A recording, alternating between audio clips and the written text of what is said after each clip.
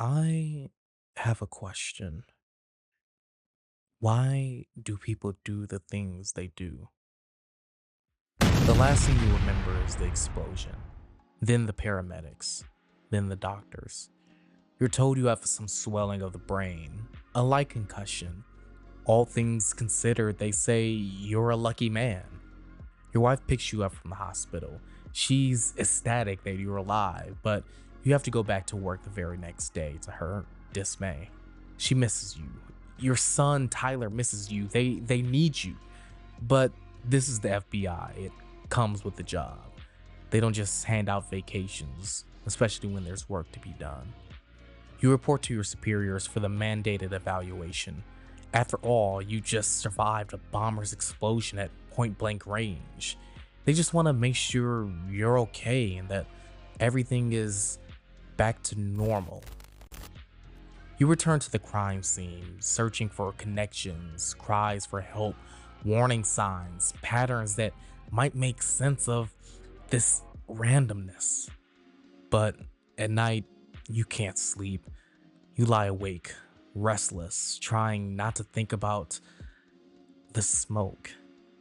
And yet, that's all you can think about, the smoke. You try to move on, to go back to normal, but the smoke follows you. And this smoke is different, nothing like you've seen before. When you talk to people, you see it. The smoke rising as they speak, steam flows and pours out of them. You breathe it in, and suddenly you're flooded with vivid, detailed memories. Memories that don't belong to you. And the smoke is so overwhelming that all you can do is. No matter where you walk, there's smoke. Smoke everywhere, pouring out of everyone you pass. Their memories, their thoughts, their worries, they all flood into yours. And then you hear a voice. Cool, steady, commanding. Green. Breathe in. The voice lingers in the smoke, waiting, following, encompassing. You can't escape it. Who is that? Who's talking? You, me, we are talking. You remember the bomber, the man on fire, the smoke. It was a miracle you survived at all, right? But the voice corrects you. Not a miracle. Me, us. As you stare into the smoke, you ask, "What are you?" It smiles, urging you to look, to remember. We are the Martian Manhunter. Whoa. Okay, that's a lot to take in and a hell of an intro. Created from a partnership between writer Dennis Camp and artist Javier Rodriguez, Absolute Martian Manhunter is a miniseries, a part of DC's new Absolute comic lineup. And while the internet has been gobbling up Absolute Batman, like deservingly so, like look at this beefcake of a Batman, I haven't seen much of a spotlight on my favorite current run in the Absolute series, that being Absolute Martian Manhunter. A part of the DC All-In initiative, the Absolute Universe is an ongoing series largely overseen by writer Scott Snyder. Taking place in an alternate universe part of DC's multiverse, the Absolute titles feature reimagined and modernized versions of our beloved characters from the DC universe. Debuting in the aftermath of the 2024 Absolute Power crossover event, the Absolute series launched with Absolute Batman, Absolute Wonder Woman, and Absolute Superman that had our heroes in a world reshaped by Darkseid's essence, with vital parts of their characters being stripped from them, i.e. Batman's wealth, Diana's childhood, and Clark's upbringing with the Kents. While these known aspects of the characters are not in the Absolute universe the way that we know them, the characters still keep their central message and key traits integral. With the success of the first 3 series in the Absolute series, 3 further titles were announced to be released in early 2025. That of Jeff Lemire's Absolute Flash, Al Ewing's Absolute Green Lantern, and the focus of this video, Camp and Rodríguez's Absolute Martian Manhunter. Inspired by the freedom and potential that the Absolute line could provide, Camp went into detail in a 2025 interview with DC about how he got involved with Snyder in the Absolute series. It's funny, a lot of people have told me that Martian Manhunter is a surprise character, but for me, it was obviously Martian Manhunter. I just thought that there was a ton of potential there, especially with the freedom that Absolute provides. It's a really big swing and probably the biggest change of any of the Absolute characters, but I was really inspired to take advantage of that freedom because it doesn't come along very often. It was the first character I pitched. It was the only character I pitched, and Scott got back to me within a couple of days and said, "We're doing it." Camp also wanted to purposely work with Rodriguez and include him and his work in his initial pitch.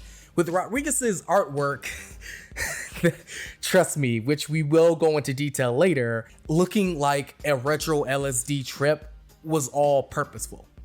I've been a huge fan of his work for a long time. I knew that I wanted this book to feel sort of like the 1960s and 70s interspace science fiction like 2001 or the work of Thomas Pynchon, so I knew that I wanted somebody who could capture that feel, and Javi's work has so much of that.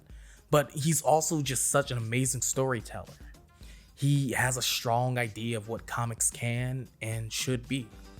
While I always enjoy seeing jonnjonnz appear in larger DC stories and team-ups, I never really read his own comics and the stories, only having a surface level understanding from the Justice League TV show and other media. But with the story and presentation that Camp and Rodríguez have been telling all year has honestly had me the most interested in the Martian Manhunter than I've ever been before. One of the first pulling hooks of the story that Camp does with Absolute Martian Manhunter is having the character of jonnjonnz being the combination of two different entities that become the Martian Manhunter, which differs from the main continuity of this character. The series follows FBI agent jonnjonnz as an alien consciousness referred to as the Martian combines with his, causing him to slowly go insane as they are both dragged into a reality warping intergalactic battle. Issue 1 throws us directly into the aftermath of John's survival of a terrorist attack. Here, Camp introduces John not through flashy spectacle, but through his methodical detective work and routine. He's obsessive, almost to a fault, those classic workaholic tendencies pulling him further away from his wife Bridget and their son Tyler. As John retraces the attack, every clue he uncovers seems to pull him deeper into a hall of mirrors. His investigation begins to warp into something unreal, his perception bending under the pressure of the Martian pushing into his consciousness. Suddenly, we're seeing visions of psychedelic whirlpools of color, clouds of smoke peeling back layers of strangers' memories, exposing thoughts that don't belong to John. Camp and Rodríguez craft this opening issue with a kind of overwhelming intensity. The panels ripple, the layouts bend and shatter, the colors feel just on the edge of unbearable. And that's the point. The disorientation isn't a flaw, it's the very texture of the story. We are forced into John's headspace, into his unraveling perspective. The overstimulation, the sensory saturation, it's all a shared experience as we are synonymous. We are the Martian Manhunter. In issue 2, Camp continues the story of John and the Martian in quiet conversation. The Martian attempts to explain the truth, pulling back the veil on dangers John cannot yet see, dangers lurking just beyond his vision. Hidden forces move in the background, plotting, circling, waiting, unbeknownst to John. For now. Then chaos intrudes, a disturbed man griped by paranoid fantasies of alien replacement conspiracies goes on a killing spree. His delusions fuel his violence, and it falls to John and the Martian to confront him.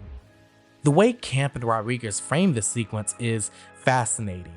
John, drawing on his FBI training, tries to talk the man down, his voice steady, deliberate, a fragile thread of calm straining against panic. Yet, for John, the horror is doubled.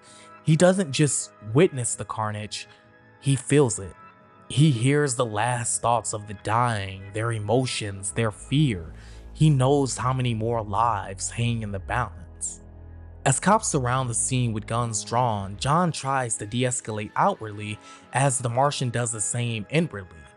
The Martian entering the shooter's mind and discovering a landscape of fear, ideas cobbled together from old movies, cultural paranoia, and the festering thought that Everyone, everywhere, and everything is the enemy. But the Martian pushes deeper. He unmakes the fears, disarms the twisted logic, dismantles the bundle of paranoia. And in that moment, the man sees clearly. The reality of his atrocities rushes in. Overcome with horror, he lowers his weapon and realizes finally that he may actually need help right before smoke curls from the exit wound. The man collapses as his life ebbs away.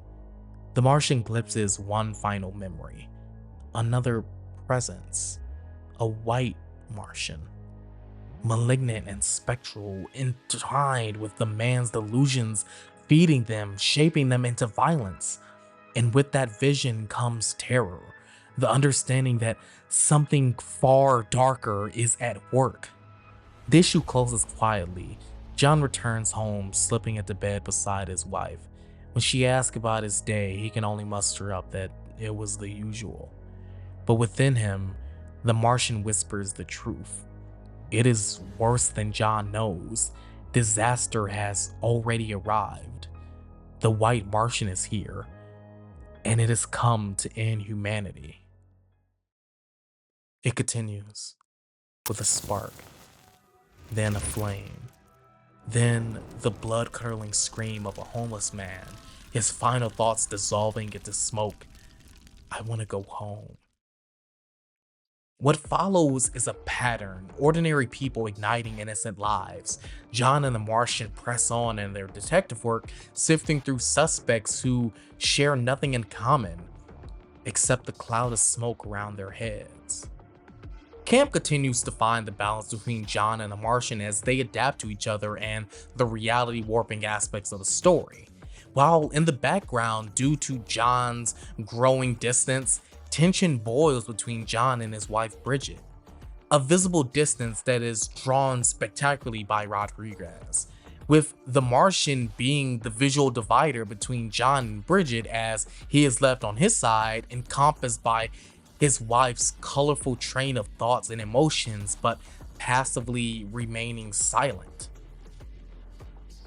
The arsons continue to grow in numbers. People burn down strangers' homes, people burn down their own homes, even kids burn down their beloved playgrounds. To John, it feels random, chaotic, flames without pattern. But the Martian urges him to look deeper, to open their shared eyes, to use the Martian vision. Through this new sight, John witnesses a citizen in the act of setting fire to a homeless shelter, a place full of people running from something. Poverty, abuse, addiction, despair, all having their own reason, but all desperate for the same thing, a chance. John and the Martian rush into the blaze, saving lives as the Martian tears shortcuts through space-time, ferrying bodies to safety.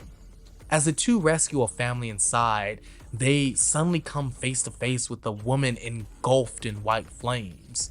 Strangely, she shows no signs of pain as she burns. Instead, she speaks with calm clarity, in a voice that's not her own.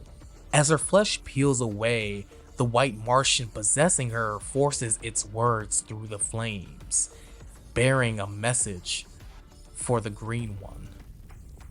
It knows you're hiding here. It knows you are searching. It welcomes you to watch, for it loves embodies. As her burning body collapses inward, she staggers towards John, hissing through the white inferno. Most people don't understand. They think it's about the fire. She falls into John's arms, her body reduced to a smoldering husk. With her final smoke-choked breath, she whispers, It's about the smoke. It's all in the smoke, jonnjonnz. With the white Martian now revealed, its presence begins to warp the fabric of the story. The stakes sharpen and the world itself seems to bristle beneath the weight of its influence. Tensions flare across every front. The temperature climbs, tempers ignite, and the tension between John and Bridget steers towards a breaking point. A punishing heat wave grips the town, and John finds himself called again and again to scenes of violence, bloody confrontations sparked by the most trivial of disputes. The heat is clearly getting to people, but that's not the only force at play. Over several days, John struggles to solve these cases and keep the chaos under control as violence spreads across the community. Meanwhile, the Martian begins forging his own connections in parallel with John's investigations. At the same time, John has been neglecting Bridget and her son, dodging responsibility until it reaches a boiling point where Bridget finally confronts him in one of the series' most visceral and emotional raw moments, both narratively and visually. A moment I'll put a pin in for now. As the days burn hotter and the White Martian's influence grips tighter, the story reaches a crescendo as three terrorists descend upon the town's lifeblood, its nuclear, coal, and gas plants. Explosions rip through the night, plunging the city into a blackout. In that moment, in that darkness, the Martian finally understands the White Martian's true intent: to spread chaos, relentless and consuming, just like the darkness. With the onset of the blackout, darkness doesn't just fall, it bleeds across the town. It spreads like smoke through every alleyway. The White Martian's influence seeping into the hearts of its people. Street punks prowl the sidewalks, tormenting dogs for amusement. Figures, half people, half shadow, pry open store windows and strip shelves bare.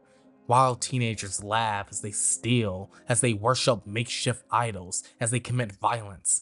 Then, just as quickly, they grow restless and begin again, chasing chaos. Because of a bitter argument with John, Bridget stays home in the darkness, tense and armed, protecting their son Tyler. Armed with a shotgun, Bridget remains vigilant and ready to deal with trouble if it comes knocking. John, meanwhile, moves through the city, trying his best to hold some fragile peace in the blur of smoke and violence around him. With the help of the Martian, he hunts down those who would turn the blackout into something worse. A woman slipping shards of glass into burgers before serving them to unsuspecting customers. A lunatic poisoning candy meant for the convenience store where Bridget and Tyler happen to be shopping at. John follows these traces of corruption, sees the smoke they leave behind, and cuts them off before harm can spread. But then, in the heat of the chaos, John is struck deliberately by an ambulance. His body hits brick, then ground, and the world closes in with black. In that blackness, the Martian swims. He swims in the shadows, in the darkness woven by the White Martian, searching for its center, for the truth of the origin, the cosmic engine of this universe. As Bridget and Tyler return home, they are unaware that danger stalks them. A man, knife in hand, approaches their door. At the same time, John stirs. His vision, fractured and blurred, reveals two figures stepping from the ambulance. Two maniacs disguised as a doctor and EMT. They leer over him, promising to fix him. Their plan? Total amputation. And in this moment, three threads snap taut at once. 1. The maniacs force John down as a battery buzzpart saw edges closer to his face. 2. The knife-wielding man knocks at Bridget and Tyler's door with deadly intent. And 3. The Martian finds it. The source, the beginning of the end, the single truth at the center of everything. That truth having a name. Darkseid. Thrown back into the action, John struggles for his life against the maniac with the powered buzzsaw as it draws closer and closer, the blade shrieking as it inches closer, hungering for flesh. The Martian voice cuts through the fear, urging John to see Bridget and Tyler, see them needing you. Back at the house, Bridget refuses to cower, her weapon raised and will strong as steel. She fires point blank at the home invader, desperate to protect Tyler, but the bullets pass through uselessly, warped by the White Martian's influence as the intruder advances without slowing. John, still locked in his brutal struggle, feels the Martian's intervention. With nothing more than a gaze, the Martian is able to stop all electric activity in their brains, stopping the two maniacs immediately. In the attic, Bridget and Tyler are pressed into a corner, the invader looming. Then, space itself folds. John and the Martian take one of their shortcuts and teleport to the attic using the invader's head as a portal. And so begins the arc's final battle. John wrestles the invader in the physical realm while high above, the Martians clash in a plane of pure abstraction. Kemp frames this climax as a convergence of escalating stakes. John, exhausted, facing not just one enemy, but the frenzy of an angry mob twisted by the White Martian's influence. Spiritually, the fight takes place on an even stranger dimension. The Martians duel not with fists, but with alien geometries and impossible emotions. A war of thought, a war of being. As their conflicts intertwine, every mind in Middleton becomes a battlefield. John receives help from Bridget from being overwhelmed and killed by the mob. They're a team. John is able to activate and upgrade his Martian vision, being able to see all of Middleton, all the smoke. He can see the people's madness, their pasts and their forces clashing in the battlefields between their ears. With advice from the Martian, John is able to open everyone's eyes. He's able to convince them to breathe in the smoke. They breathe in weddings and funerals, abusive boyfriends and traumas. All over the city, the people of Middleton become intoxicated on their shared humanity. While at the same time, the universe flickers as white and green struggle. Green sees its chance, leading to something inexpressible happening. Words fail. And then, after the long night of battles and madness, dawn finally arrives. Camp allows the story a rare moment of peace. John reconnects with Bridget, promising her honesty, partnership, promising no more secrets. Camp closes the first arc of Absolute Martian Manhunter on an optimistic note, with a curious breadcrumb left behind to lead into the next arc that has us bound to see some changes in our characters. With their first 6 issues, Camp and Rodríguez craft an alternative take on the detective story, one that deliberately fractures the narrative and visual realities most mainstream comic fans are accustomed to. At the heart of this experimental work is Rodriguez's artwork, which doesn't simply embellish the story, but elevates it to something transcendent, playful, and unforgettable. In an interview with David Brooke for AIPT earlier this year, Rodriguez shared some light on his process and approach for jonnjonnz and the unique perspective and surreal elements of the series. The search for his image was a little bit of a roundabout way of looking at Denise's pitch. He saw a colorful, abstract being, something to contrast with the gray life that Agent John was having. A colorful being that breaks into a mind that sees life almost in a binary way, in black, white, and that some gray. All efforts went into capturing that idea.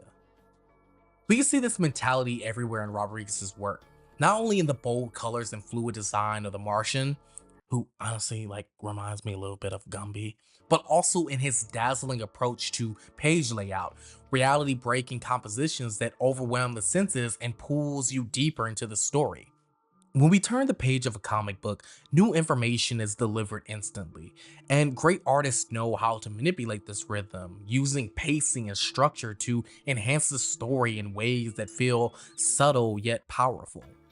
Even the small action of portraying someone restlessly trying to go to sleep at night having more weight from the way Rodriguez arranges panels, guiding our eye and shaping our emotional response. While Rodriguez's style may be overwhelming at times and not everyone's cup of tea, you gotta appreciate his use of combining panels and leading the eye on a page and using the layout of that page to say something. Rodriguez has this great relationship with page layout. He knows when to lock a scene into place, delivering information beat by beat, showcasing tiny slivers of information or action. One of my favorite examples comes from issue 1 as John struggles to process the overwhelming presence of the Martian while simultaneously being consumed by the smoke. Rodriguez employs jagged color and geometric design to fracture John's walk cycle beat by beat, leading the eye from left to right, downward, then back again as John stumbles into traffic. Our gaze, mirroring John's disorientation, is suddenly pulled into a warped image of distorted eyes before collapsing into a kaleidoscopic panel that drowns us in color and chaos. For a moment, the reader is overwhelmed, confused, entranced, and pulled into John's state of mind. The colors feel frightening, but also vivid, freeform, and oddly alluring, embodying the Martian's paradoxical presence. Rodriguez ends the issue with a flourish, a single deceptively simple page of jonnjonnz. A vibrant yellow floods the panel, its negative white space funneling our eye down to the bottom corner where John lies bathed in blue. The eye-catching contrast is striking enough, but the real trick is so much more. Holding the page to the sun or any strong light source activates your Martian vision. Upon doing so, the Martian will reveal himself over late John, becoming synonymous. A clever gimmick, but definitely not without purpose. The effect helps to reinforce the story's central theme, that the Martian and John are not separate, but intertwined. But as memorable as that final page is, another sequence would ultimately solidify my love for Absolute Martian Manhunter. After days of John avoiding her, Bridget finally confronts him. Rodriguez depicts her in furious burning red, while John is rendered as a pale, distant blue, a nice use of color theory that adds a visual metaphor for their divide. Bridget unleashes her pent-up frustration, telling John he's never been the one to show his emotions, but she never needed him to be, that she was able to look in his eyes and she could read him, but now things are different between them. I love how Rodriguez slows down the pacing and the body language he ensues to Bridget and what he shows us to focus on. We can really see how Bridget is hurt by John's recent actions. Bridget continues, before now, she never doubted their marriage, never doubted how John felt about their son Tyler and how he felt about her. But now, she doubts. And in that moment, John has a breakthrough, not by accusations, but by her pain. Rodriguez detonates the page into a swirling cosmic splash of color and dust, a vision invoking colors in form of a nebula. The page inducing secrets, contradictions, complexities, and unknown wonders that exist when looking at your significant other and the embodiment of the human experience itself. Like, all of this Rodriguez was able to invoke with just one panel, and it hit me harder than almost anything else in the entire series. John tries to appeal to Bridget's feelings and thoughts, but to her, she doesn't recognize John anymore. He's a different man. Besides the small little Absolute Batman Easter egg, Rodriguez's use of color theory helps bring this emotional moment in our work further. Bridget's passionate red collides with John's withdrawn blue, while the world and home around them is rendered in stark black and white, with negative space swallowing the background. The world falls away, leaving us in this visceral intensity of their domestic fracture. When it comes to Absolute Martian Manhunter, in Rodriguez's hands, color is not limited to just aesthetic. It's psychological, it's metaphor, it's a necessary pulse of the story. If I timed this video right, Camp and Rodríguez should be returning this month with a brand new arc for Absolute Martian Manhunter. And with the runaway success of Absolute Batman, Absolute Superman, and Absolute Wonder Woman, it felt like the perfect moment to shine a light on jonnjonnz and to highlight just how much I've enjoyed what Camp and Rodríguez have been doing on this book all year. Where this series and the Absolute line as a whole goes is anyone's guess, but the response so far and the excitement around each new issue feels a lot like the early days of Marvel's Ultimate line back in the early 2000s. These are reinventions of characters with decades of history reimagined by creators who aren't afraid to take big swings, telling stories that feel bold, fresh, and unburdened by decades of continuity. Only time will tell how each of these runs will wrap up, but for now, it's just refreshing to have a monthly comic with compelling characters, striking colors, and dynamic artwork from a team that clearly cares so much about what they're making. And honestly, that's just been awesome to experience. Yeah, there's a demon lurking in Tokyo, feeding on my mind with the darkness only he knows. So that's it for me today on Absolute Martian Manhunter. This comic run and Hickman's Ultimate Spider-Man have been getting me through this year. I can't wait to see where Camp and Rodríguez take the story next. I love Bridget, and the way Rodríguez drew her had me down bad, not gonna lie. But I would love to see her character and Tyler's explored a little bit more in the future, which, if any indication of the ending page of issue 6, Camp probably has some things planned to flesh out the supporting characters a little bit more. So I'm excited to see where, he takes the characters. I've also been seeing some people cosplay as Absolute Martian Manhunter online, and it's been really, really cool seeing people love and appreciate this interpretation of this character. I also find it funny that most of the time in these cosplays, John kind of looks like a JoJo character, and the Martian is like his stand. So that's kind of funny to me. Yes, I am. So, yeah, comment, subscribe if that's what you're into, and I'll see you next time when I sit and talk about whatever I happen to be hyper fixated on at the time. All right, peace.